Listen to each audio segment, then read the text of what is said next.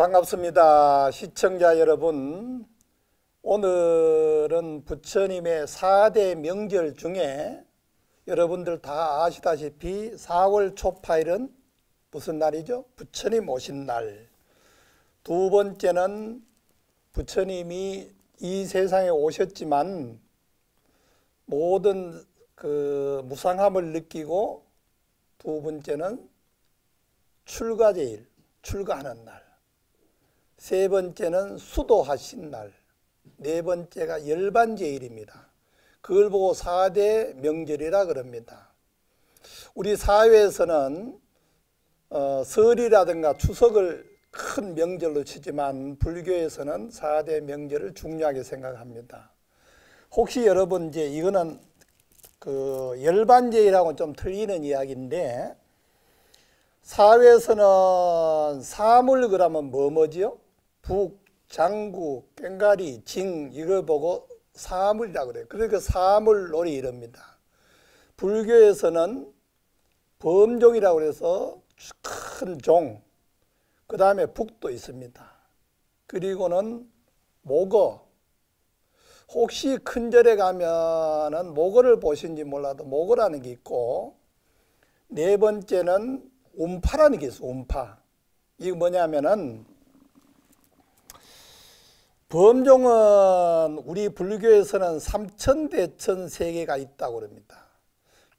다른 종교에서는 한 세계가 있고, 만약에 잘 믿으면은 천당 가고 잘못 믿으면 지옥 간다, 이렇게 결정되어 있지만, 불교에서는 그 지옥도 어느 지옥이냐, 그거 따라서 틀린다고 그랬습니다. 그래서 지옥 중생을 위해서 치는 종은 범종이라 그럽니다.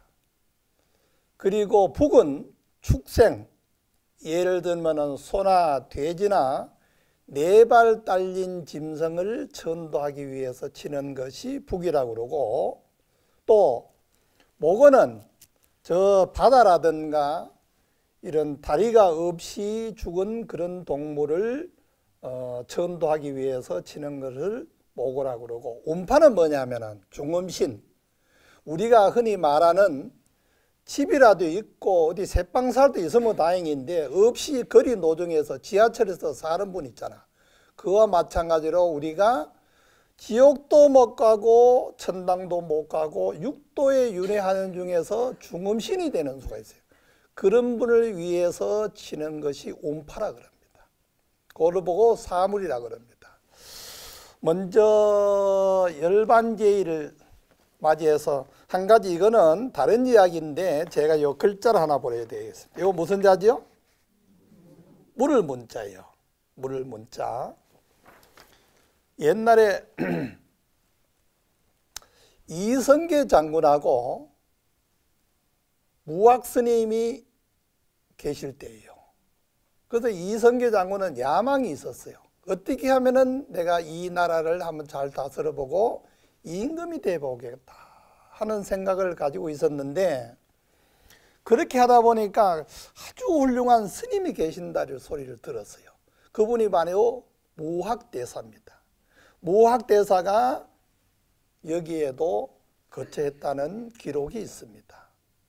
근데 그 어른을 만나려고 수소문 하다가 어림에 계신다는 소리를 듣고 전쟁을 하고 장군옷을 탁 입고 이제 가는 거예요. 가는데 큰 나무 밑에서 어떤 스님이 한 분이 참선을 하고 계신단 말이에요.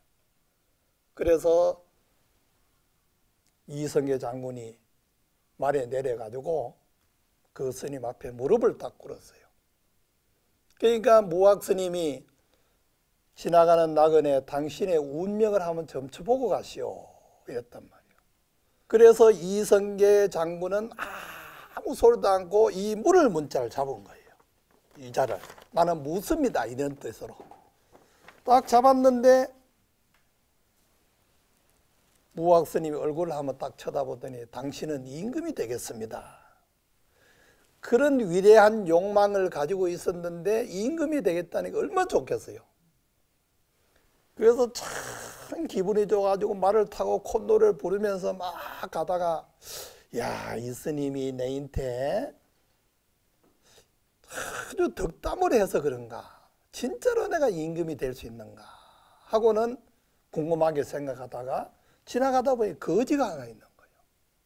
그 이 무학 스님을 시험하기 위해서 거지 보고 자기 옷을, 장군 옷을 주는 거예요. 주고 당신도 만약에 이 옷을 입고 어디 쭉 가면 스님이 계시면은 내려서 똑같이 내같이 행동을 하고 물을 문자를 잡아보시오, 이런 거예요. 그래서 거지도 그대로 시킨 대로 이성계 장군의 옷을 입고 가다가 그 스님이 그것도 앉아 공부를 하는 거예요. 그래서 말에서 딱 내려 꿇어 앉으니까 지나가는 나그네 당신의 운명을 한번 점쳐보고 가시오. 그래서 거지도 두말하지 않고 이 물을 문자를 잡은 거예요. 그랬더니 뭐라 그랬겠어요? 임금이라고 그랬겠어요? 임금 낸다 그랬겠어요? 당신은 거지네요. 왜 이 똑같은 문자를 글을 잡았는데 한 사람은 임금이 될 수 있다 그러고 한 사람은 거지라 그랬느냐. 우리 불교에 이런 말이 있어요.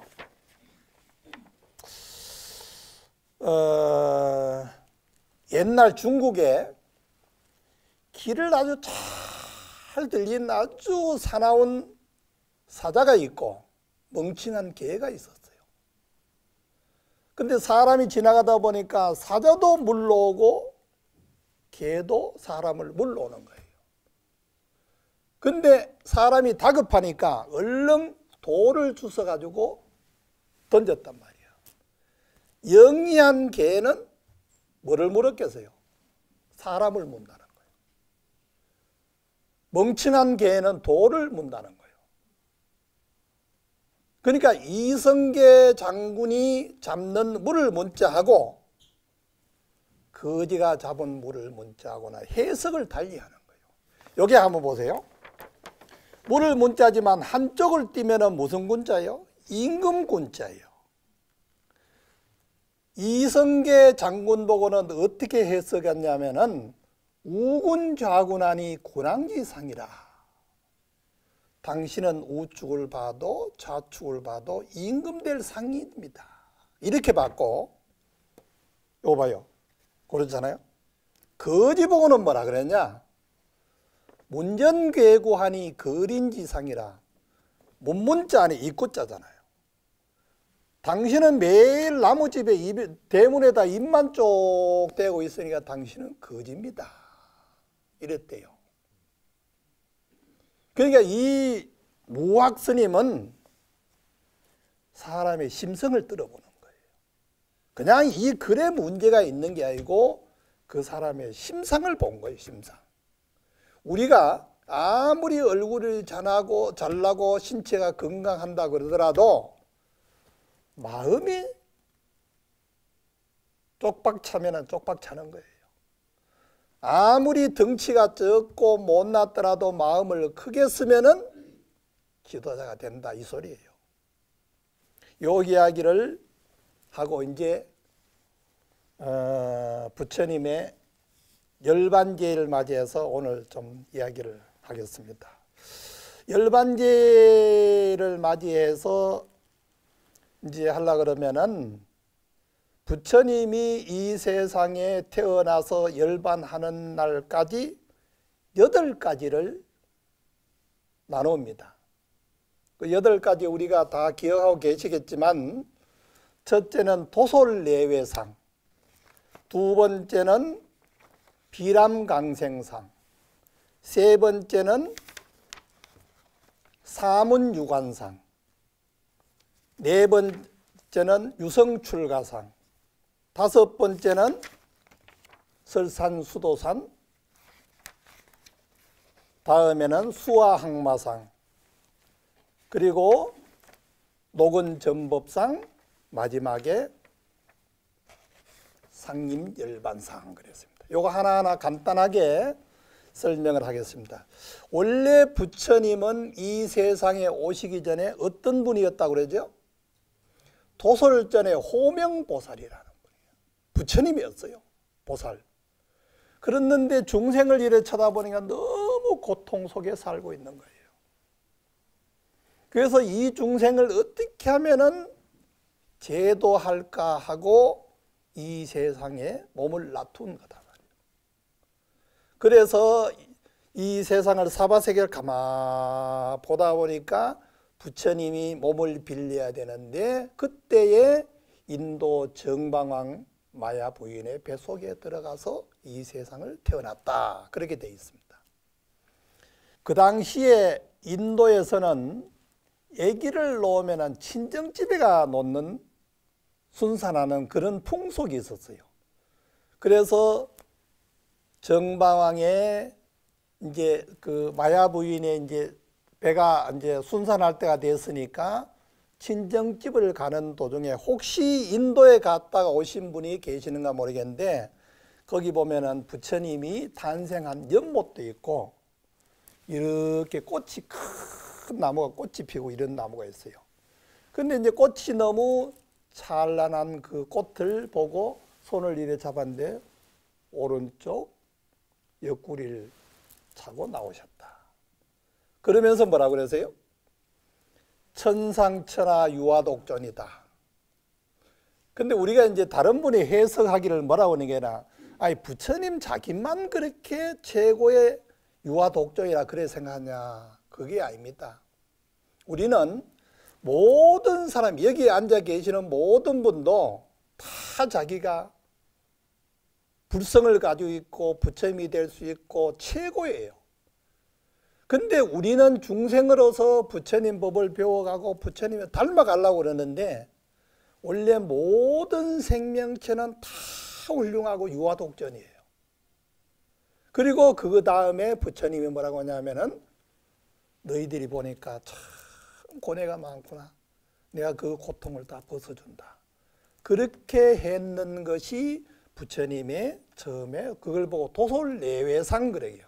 도솔천에서 이 세상의 중생들을 제도하기 위해서 오셨다. 두 번째는 비람강생상, 그것이 이제 4월 초파일이에요. 4월 초파일인데 이 히말리아 산에서 수행을 하던 아사다라는 성인이 계셨어. 그래서 부처님이 태어나고 난 뒤에 이분이 설산에서 수행하다가 정방왕 왕궁을 왔어요. 와니까 이제 뭐 오래간만에 그 태자를 낳았으니까 막 경사스럽게 잔치하고 야단이잖아요. 그래서 이 선인이 부처님을 한번, 그러니까 실달타 태자죠. 한번 좀 뵙게 합시다. 그래 이제 부처님을 실달타 태자를 보니까 이분이 보자마자 우는 거예요. 그러니까 정방왕이 임금이 말이요. 왜 그렇게 갑작스럽게 이 태자를 보고 우느냐 이래 물었더니 이분이 만약에 출가하지 않고 정치를 하고 그러면 전륜성왕이 될 팔자다. 그런 훌륭한 상을 가지고 태어났는데 만약에 이분이 출가하면 만중생을 제도할 수 있는 부처님이 될 것이다. 나는 나이가 많아서 전륜성왕 되는 것도 보지 못하고 또 아니면은 부처님 되는 그 훌륭한 말씀도 들을 수 없으니까 내가 너무 원통하다 그러면서 물었다는 거예요. 그때부터 이제 정방왕은 이 아들을 감시하는 거예요. 전륜성왕 되는 거는 다 좋은데 혹시 출가할까 봐. 아들 하나를 오래간만에 아들 하나를 참 낳아서 애지중지하고 키웠는데 출가해보면 자기의 대를 물려줄 수 없잖아요. 그래서 아주 철저하게 감시를 했는데 그 다음에 부처님이 어디 가서 보느냐. 사문유관상이라 그래가지고 첫째는 이제 동서남북 요 사문이 있는데 거기에 혹시 태자를 이제 못 나가도록 이렇게 이제 신하들이 막고 뭐 이렇게 하는데도 한번 동문을 한번 나가보자. 한 번은 서문을 나가보자. 그러면서 동서남북 사방을 바라보면서 처음에는 어떤 걸 보느냐. 아주 노인 말이야. 허리가 꼬꾸러져 가지고 지팡이를 쥐고 하는데 모습이 막 이제 너무 초라한 그런 걸 보는 거예요. 우리도 늙으면 그러잖아요. 그런 모습을 보고 신하들이 그러는 거예요. 오늘 태자가 동문에 가서 아주 초라한 노인을 봤습니다. 그러니까 임금님이 이제는 더 단속해 가지고 그런 거를 보이지 않도록 해라. 그런데도 며칠 있다가 다시 서문을 가보는 거예요. 그때 갈 때 어디냐? 병 들어가지고 말이야 막 앓고 그냥 뭘 덮어씌고 막 이런 걸 보는 거예요. 그리고 또 임금님은 그거를 그렇게 하지 말라 그랬는데도 또 하루는 사람 죽은 걸 보는 거예요. 그러니까 우리가 지금 생각하면은 나이 많은 노인 보고 병든 사람 보고 그다음 죽은 사람 보고 우리는 다반사잖아요. 그렇지만은 그때 당시에 태자는 그런 거 한 번도 본 일이 없는 거예요. 그러니까 그때 어떻게 생각했어요? 아, 야, 저런 분은 왜 그런가? 그거를 처음 보니까 하다 이상한 거예요. 그랬는데 마지막에 북문에 가서는 수행자를 보는 겁니다. 이런 승복을 입고 지팡이를 입고 지나가는데 옷은 으름한 거 입었지만 얼굴을 보니까 너무 당당하고 기백도 있어 보이고 아주 위대해 보이는 거예요. 그래서 동서남북을 4대 문을 보고 난 뒤에 스승보고 이야기합니다. 그럼 나도 늙으면 저래 되느냐? 나도 저래 병드느냐? 나도 저래 죽느냐? 그렇게 물어봅니다. 물어보고 난 뒤에 나는 생로병사 저것이 그때 느끼는 겁니다. 그리고 또 한 번은 뭘 보는가 하면은 그때는 농경지 사회니까 이제 우리나라도 옛날에 그랬어요. 1년에 한 번씩 이제 농사 짓는 사람들이 기운 자랑하고 밭 깔고 뭐 큰 나무 나락을 이렇게 섬을 지고 가는 힘 자랑도 하고 이랬는데 부처님이 한 번은 실달다 태자가 구경을 갔는데 밭을 가는 거예요. 밭을 갈다 보니까 거기에서 지렁이가 나올 거 아니에요. 그런데 위에서 세란님이 그 딱 잡아먹는단 말이에요. 그때 뭘 느꼈느냐? 강자는 저렇게 미생물이지만은 저렇게 약자를 잡아먹는구나. 그렇게 느낀 거예요.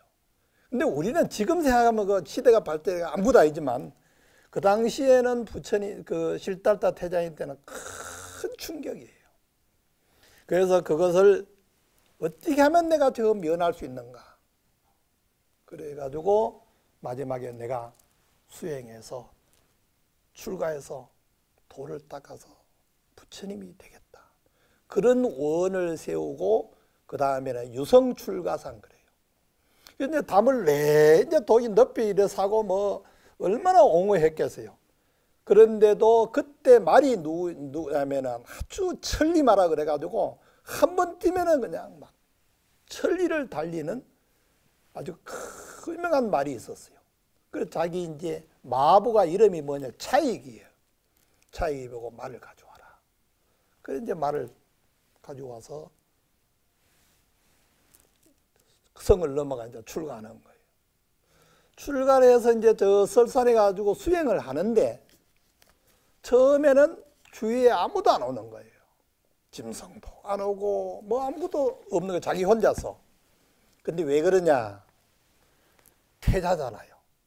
옷이 너무 화려하게 좋게 입다 보니까 주위에 있는 사람도 안 오지만 모든 생명체 짐승도 그 주위에 얼쩡거리지 않는 거예요. 요즘도 아마 대통령이 어디 가면은 주위에서 다 검사하고 뭐 이렇게 할걸요. 한번 옆으로 못 가도록. 그러니까 그 당시에는 오직했겠어요. 그래서 그 옷을 차익이 보고 줍니다. 차익이가 참 태자 옷 그 좋은 걸 너무 좋잖아요, 자기는. 그래서 그걸 받아가지고 좋아가지고 막 이제 다시 왕궁을 들어가는데 보니까 너무 자기는 다 벗어주고 아무것도 없어요. 그래서 주위에 이렇게 보니까 처음에 뭐 있었는가 하면은 사람이 죽고 난 뒤에 시체를 산 그런 옷 있잖아요. 우리가 옛날 시체를 사면은 요즘은 가제 첨가합니까? 아니면은 무명 옷입니까? 그런 걸 사가지고 했는 걸 버려놓은 게 있어. 그걸 집어가지고 옷을 내가 입은 거예요. 그때부터 주위에 사람들이 모이는 겁니다. 거기에서 열심히 수도하는데 그것이 설산수도산이에요.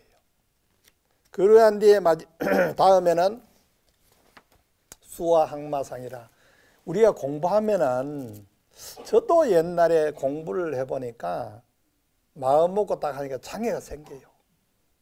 제가 무슨 일이 있었는가 하면은,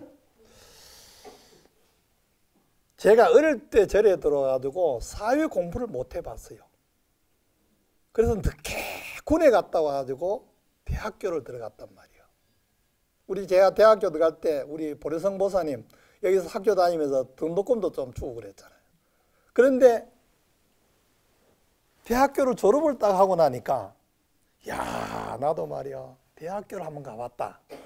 사회인들이 대학교 뭐 샀고 뭐 사각 모자 썼고 뭐 포음지 샀는데, 스님도 한번 이렇게 와봤다 싶어가지고 졸업을 하고 난 뒤에 부처님의 은혜에 고마워서 제가 해인사에 다시 공양주를 하러 갔습니다. 그때 눈썹도 깎았어요. 싹 깎고 말을 묵언하고 그렇게 열심히 공부를 했는데요, 밥을 일에 푸다가요 잘못해가지고 여기를 팍 찌가 피가 막 그냥 이게 막 완전히 갈라져 뼈가 나왔어요. 그래가지고 한 병원에 가가지고 뭐 옛날 시골에서 병원이나 올 게 있습니까? 그래 지금도 흉터가 있어요.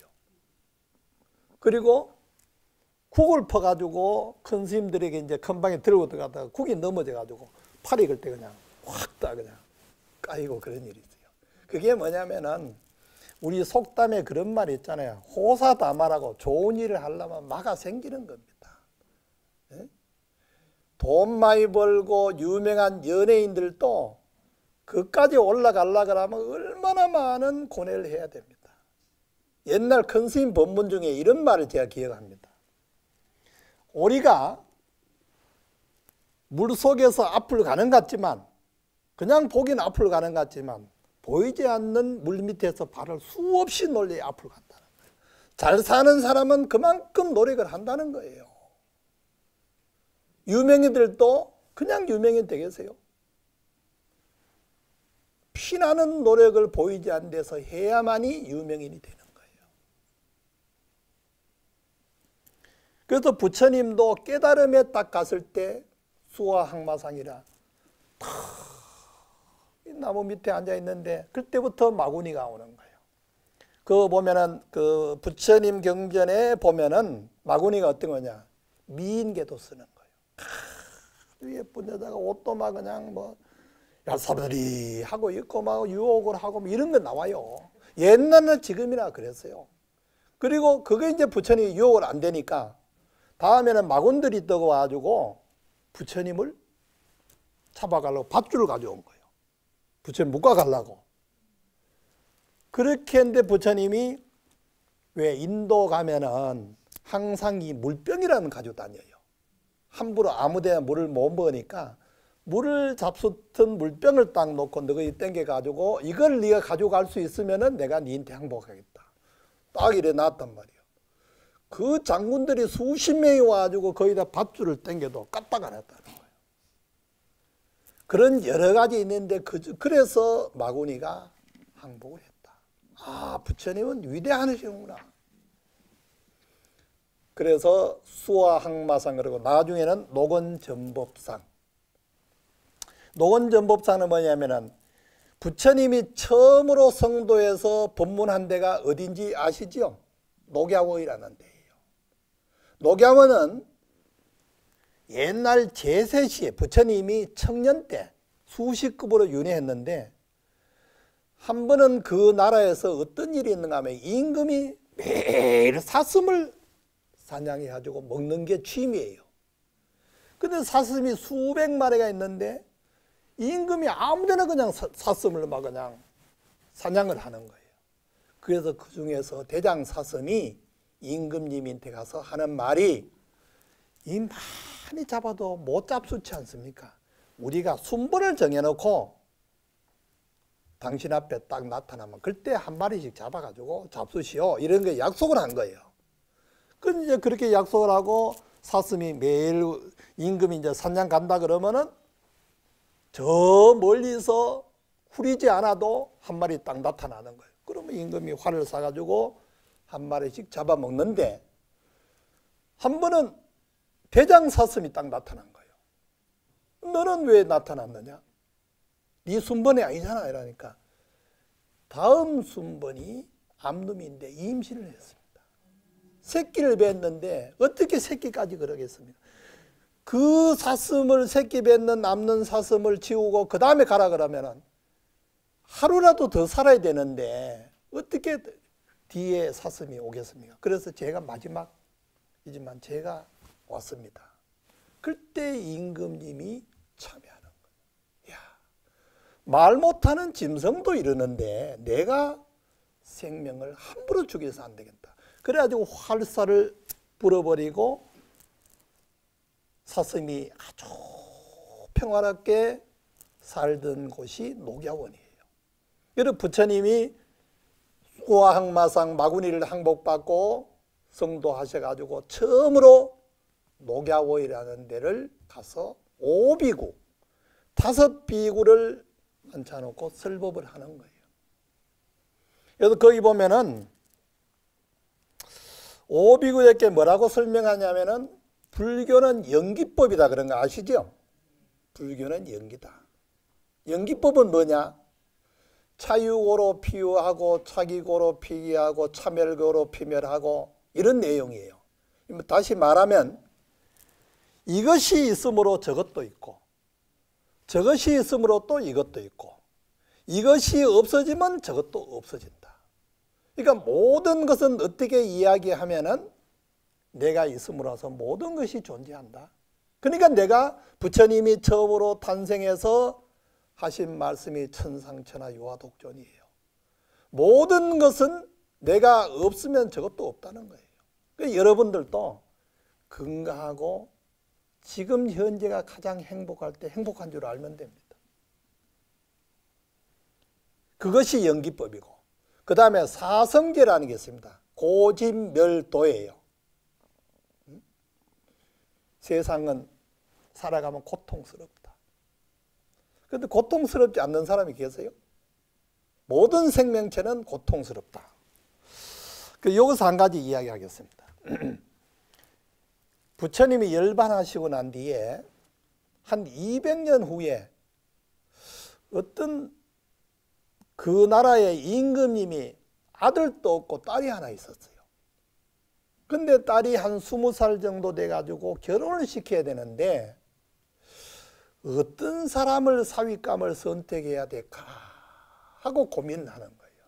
그때 신하들이 와서 하는 말이 임금님 사윗감 중에 제일 그래도 성실하고 좋은 분은 수행자 중에서 선택하면 좋겠습니다. 이런 거예요. 그래서 임금님이 가만히 생각해보면 그 말이 맞는 것 같아요. 그러면은 임금님이 이제 엄명을 내리는 거예요. 우리 딸의 사윗감은 수행자 중에서 선택한다. 이렇게 이제 소문이 나서. 근데 그 중에서 저기에서 매일 밥을 얻어먹는 거지가 임금님의 사윗감은 그 수행자 중에서 선택한다더라. 소문이 쫙 났어요. 그래서 그 중에서 거지가 하나가 가짜 승복을 어디 가지고 얻어 있고 나도 수행자처럼 해야지 하고 이렇게 생각하고 수행자가 있는 쫙 앉아가지고 이제 그 간지스강 이런 데서 이제 앉아 수행을 하는데 가짜 수행자가 승복을 하나 어디 가지고 빌려 있고 수행자 옆에 앉아 있는 거예요. 그래 이제 신하들이 쭉 와서 이제 물어봅니다. 수행자여 임금님의 사위가 되겠습니까? 첫째, 노 그랬어요. 두 번째도 노 그랬어요. 100명인데 다 노 그랬어. 근데 이제 가짜 수행자가 제일 끝에 있는데 야, 저 앞에서 예스 그러면 어떨까? 자기는 이제 막 계획이 있으니까 마음이 두근두근한 거야. 근데 자기까지 온 거예요. 그 뭐라 그러겠어요? 임금님의 사위가 되겠습니까? 그럼 뭐라 그랬어요? 여러분들은 남자라 그러면 예스 그러지. 예스. 왜 그러냐? 임금님의 사위가 되면은 명예도 없고 돈도 없고 권력도 없고 예쁜 섹시도 없고 다 없잖아요. 우리가 세상에 사는 거는 모든 생명체가 있는 것은 우리 불교에서는 이고덕락거라고 좀 좋은 말로 하면은 쉬운 말로 하면은 잘 먹고 잘 살라는 거 아니겠어요? 어떻게 하면은 고통이 없이 행복하게 돈 많고 그런 거. 우리 또 여자 보사님들은 아주 가정살림 잘하고 예쁜 참 멋있는 신랑 만나가지고 좋은 사람 만나고 사람뿐만 아니고 모든 생명체는 다 그래요. 저 날아다니는 새 보고 다 물어보세요. 너 왜 그렇게 날아다니냐? 잘 먹고 잘 살라는 거예요. 근데 이 가짜 수행자한테 그렇게 닥쳤는데 자기도 모르게 아니 생각도 없이 자기 차례 오니까 자기도 모르게 노 그랬어요. 노 그랬어요. 근데 왜 그러냐? 100명 중에 다 노 그랬는데 자기도 그게 그냥 생각하다가 노 그런 거예요. 결국은 사윗감을 선택 못하고 이분은 신하들은 다 간 거예요. 그리고 가짜 수행자가 진짜 수행자한테 물어봅니다. 나는 이런 신분이고 나는 얻어먹는 사람이다. 근데 소문을 듣고 이래 왔는데 왜 다 노 그랬습니까? 자기 너는 왜 노 그랬냐? 저도 그냥 그 100명이나 노 가는 바람에 저도 모르게 노 겠습니다. 이랬다는 거예요. 그때 진짜 수행자가 이야기합니다. 앉혀놓고. 그래. 우리가 잘 먹고 잘 살고 명예 얻고 다 이거는 차려봤던 100년이다. 응? 영원히 잘 살 수 있고 행복한 건 뭐냐? 연기법을 깨닫고 해탈하는 거다. 우리 여기 앉아 계시는 모든 분도 불자들은 복 받고 그런 것도 좋습니다. 금생 살 때 복을 받고 돈 많고 명예 있고 그것 좋습니다. 그렇지만은 불교의 궁극적인 목적은 해탈이에요. 깨달음을 얻는 거예요. 그 깨달음을 얻으면 영원히 행복한 거예요. 저도 아직 절에 온 지가 60년이 넘었지만 깨달음을 못했습니다. 솔직히 얘기하면은. 그렇지만은 불교의 궁극적인 목적은 해탈이에요. 해탈은 그냥 우리가 100년만 행복한 게 아니고 영원히 행복한 게 그게 해탈이라고 그랬습니다. 그래서 그때 이제 가짜 수행자가 진짜 수행자 보고 깨달음은 우리 불교는 연기법이고 사성제다 그랬는데 수행은 어떻게 했습니까? 육바라밀. 육바라밀 다 아시죠? 보시, 지계, 인욕, 정진, 선정, 지혜 요 6가지예요. 그렇게 나는 수행을 해서 깨달음을 얻어가는 중이다. 그래서 이 가짜 수행자가 저도 그럼 그렇게 할 수 있습니까? 불교는 저 강물이 한탄강이고 무슨 강이고 다 흘러오지만 바다에 가면 바다예요. 그 강물이 아니에요.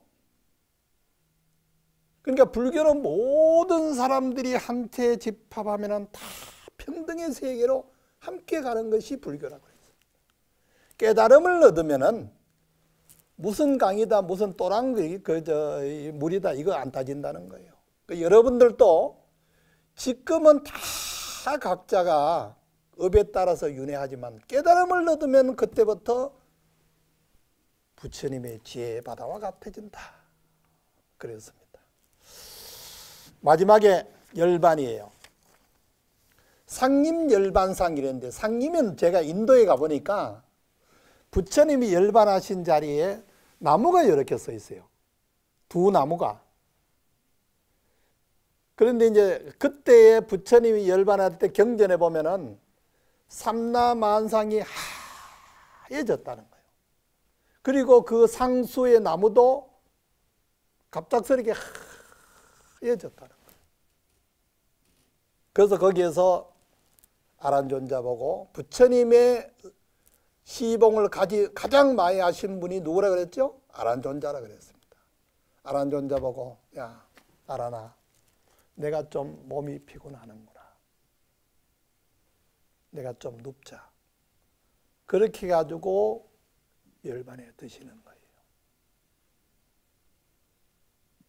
근데 사라라는 소리는 지명이고 상수라는 소리는 우리 같으면 예를 들면 남양주시 나무가 큰 나무가 2개 있는 거기서 부처님이 가운데에서 누우셔서 열반하셨다. 이렇게 돼 있어요.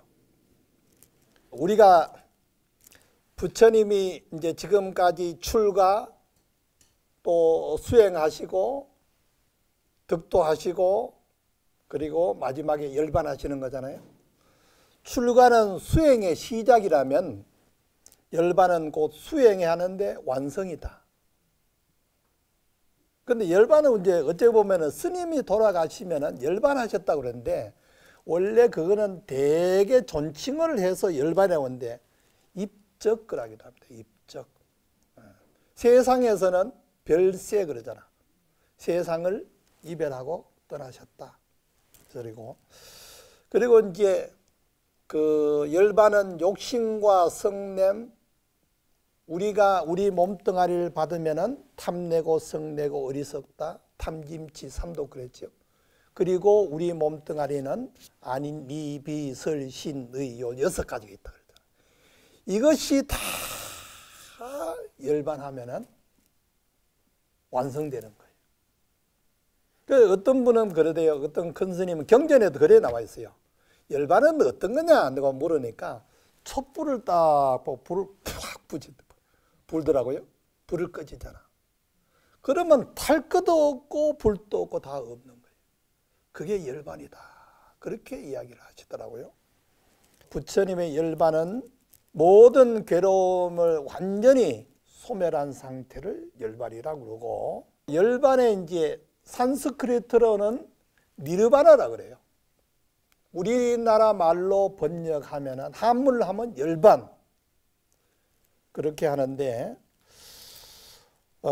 모든 것이 사라지고 번뇌망상이 다 없어지고 정멸에 드는 것을 열반이라 그런다. 이렇게 였습니다. 그래서 우리가 살아있으면 제가 말이요.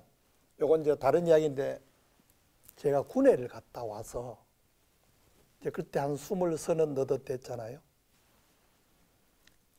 등산 배낭을 딱 쥐고 이제 머리도 이제 그 제대했으니까 머리가 요래 좀 길어 있을 때인데 아 내가 다시 절에 들어갈 거니까 큰 스님들 보고 어떻게 스님 생활을 잘할 수 있나 하면 내가 물어보려고 이제 전국을 다니는 거예요. 그래서 이제 어디 큰 스님을 딱 보고 제가 이제 삼배를 하고 큰 스님 좀 뵙겠습니다. 그래 들어오라고 하더라고. 그래서 저는 이름은 뭐고 은사 스님은 누구고 제가 몇 살 때 절에 들어와서 스님 생활하다가 군에 갔다 와서 다시 내가 절에 들어가는데 궁금한 게 있습니다. 그 뭐야 이러더라고 저보고. 삼독심이 어떻게 해서 몇 살 때니까 끊어집니까? 내가 그래 물었어. 탐내고 성내고 어리석은 이런 마음이 언제 되니까 나이가 몇 살 때니 끊어집니까? 큰 스님 나를 이래 조실 스님이에요. 저를 이래 쳐다보더라고요. 그러니까 그 스님이 하는 말씀이 내보고 이래 쳐다보더니 야 인마 그거는 거화할 때 끝나는 거야. 거화가 뭔지 아세요? 사람이 돌아가시고 나면 곽에 넣잖아요. 그리고 화장터에 가잖아요. 그 곽에다가 불을 붙이는 거야. 불을 딱 붙일 때 이 몸뚱아리가 타고 없어질 때 그때 탐진치 삼독이 없어진대요. 아, 그 얼마나 무서운 소리예요? 저는 그때요 정신이 바짝 들어가지고 이야 이렇게 훌륭하고 많은 분들이 존경하는 분도 그렇게 말씀을 하실 때 저는 반쯤 깨쳤어요 진짜로. 그래서 우리는요, 이 몸뚱아리가 있는 이상은 삼독심을 버리기는 어렵다. 우리는 수행을 해야 된다. 그런 거를 제가 깨쳤습니다. 자, 이제 마지막으로 열반경에 이제 보면은 마지막에 이런 말씀이 있어요. 비구들이여, 존재하는 모든 것은 쓰러져 가는 것이다. 그래서 우리 불교에서는 모든 것은 성주괴공이라고 그랬어요. 요거 이제 설명하려면 좀 긴데 생략하고 성주괴공이다. 방해를 하지 말고 열심히 정진해라. 이제 마지막에 이제 부처님이 열반하신 그 자리에서 이렇게 하는 거예요. 비구들이여, 너희들은 너 자신을 의지할 뿐 타인을 의지하지 말라. 오직 네 자신을 의지하고 타인에게 의지하지 말라. 이것이 불교에서 말하는 자등명, 법등명 그라는 거예요. 그리고는 부처님이 이 세상을 열반하시고, 그때 열반하시고 난 뒤에 많은 제자들이 와가지고 울고불고 한 거예요. 부처님은 불생불멸캔데 왜 우리한테 이렇게 열반하는 모습을 보여주십니까? 그때 이제 부처님의 제일 큰 제자가 누구요? 마가섭존자. 마가섭존자라는 분이 부처님보다 20살 더 잡수셨어요. 근데 그분이 이제 늦게 오셨어요. 저 멀리, 요즘 같으면 뭐 비행기 타고 오지만 옛날에 그런 게 없잖아요. 걸어서 오는데, 부처님을 이제 열반하셔가지고 곽을 이렇게 7겹을 사가지고 이제 다비를 하려고 그러는데 불을 붙여도 안 되는 거예요. 그 마가섭존자가 부처님이시여, 이제 열반에 드셨습니까? 하면서 왼쪽으로 도는 거예요. 그때 곽 안에서 곽시상부라 두 발을 상대에 밀었다는 거예요. 그게 불교에서 삼처전심 그러는데 그 중에 한 가지예요. 제일 처음에 삼처전심 하나는